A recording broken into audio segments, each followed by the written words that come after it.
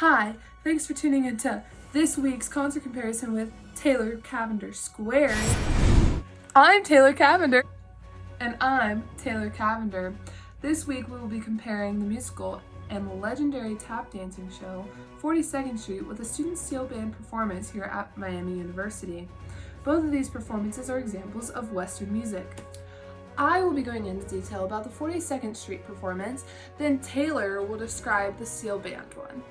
We will then regroup to discuss the similarities and differences between the two. I saw 42nd Street in the University of Cincinnati's Corbett Auditorium on October 20th. I had no prior knowledge on this musical and what it was going to present to me. When I first arrived, I noticed the auditorium was mainly comprised of like 50 to 80-year-old people. The auditorium was packed with the 2 levels of seating, which were completely full. There were no separate decorations despite those on stage. Since this performance in particular was a musical, it contained performers and an ensemble. Some of the company includes Michael Canoe, Joey Vaz, Matthew Scroven, Zoe Grolnick, Camilla Paquette, John Collins, Anna Chase Lanier, Allison Bossart, Kylie Leah Page, as well as other cast members. The company in total had 19 members with 7 understudies and 2 swings.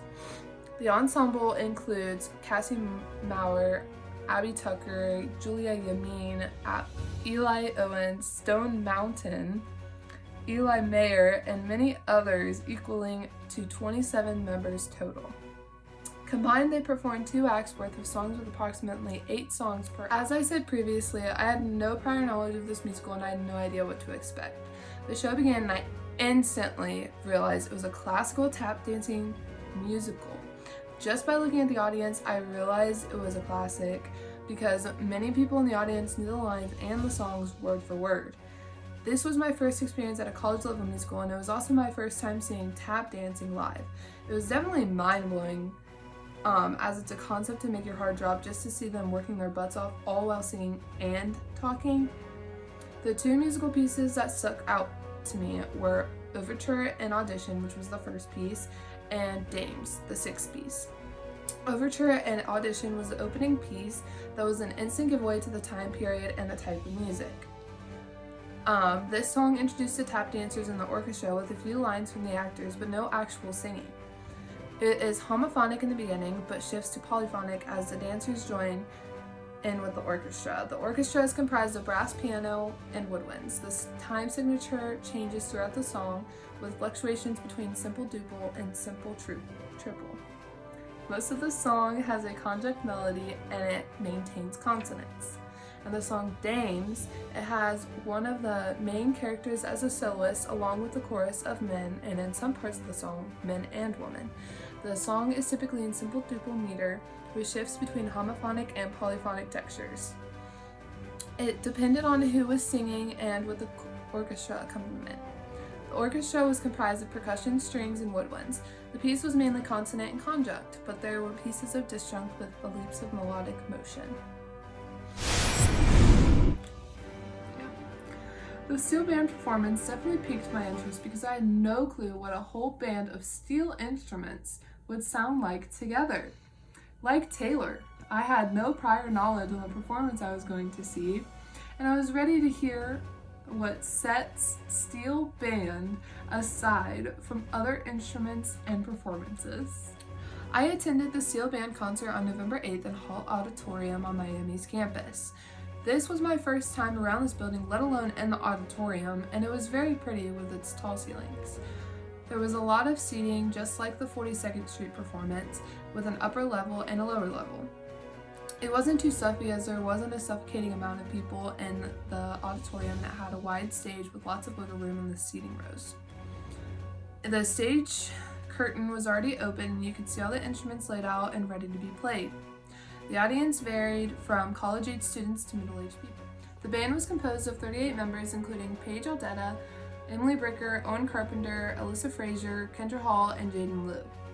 There was also 2 special alumni performers, Mike Marston and Mark Windle.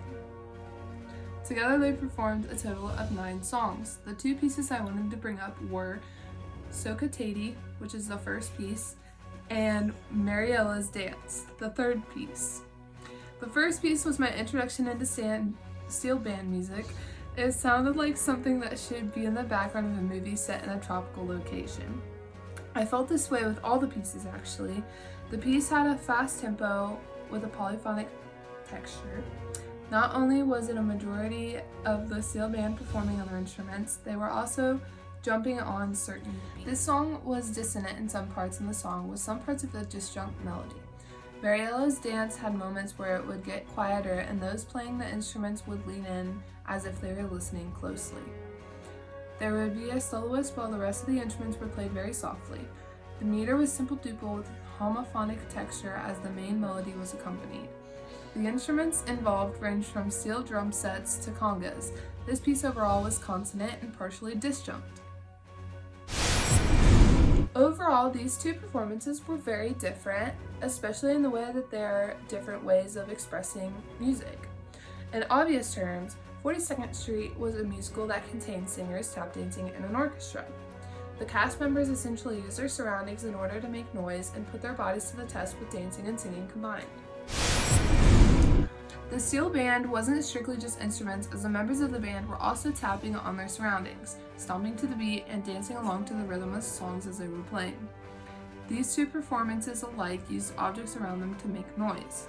Personally, we like the performing element of musicals better than a band performance, but in this case, the band performance was actually really good. It had such a unique sound to it, almost like it was at a luau because it had such a tropical sound to it. To me though, it's just not as visually appealing as a musical because with a musical you can actually understand the storylines of the lyrics and dances, and there's a whole scenery that goes along with it. I think seeing a musical in person is much better than just listening to the soundtrack or watching the scenes online. Being able to see the aspects that make a musical work together really is such an experience that is definitely worth the price of a ticket. In fact, I think the soundtrack to the musical would have never piqued my interest until I saw it live, and I have seen it acted out with expression from the characters. The sound acoustics are better than those in a recordable performance, and being immersed into the whole culture with no distractions is a whole part of actually being there and taking in the music. Yeah, I agree. I think I would rather listen to a recordable band performance just because there was a lack of visual aid to me from the performance, but I do think it's still better to see the band actually perform instead of hear a recording of it. Like Taylor said, the acoustics are better and you can see the performers enjoying themselves. You can see the smiles on their face and you can see them having fun while they dance to the beat. Although they aren't putting on a show in the sense of a musical or a play, you're still getting a display of emotions and hard work in the form of playing their instruments live. Thanks for coming to this week's concert comparison with Taylor and Taylor.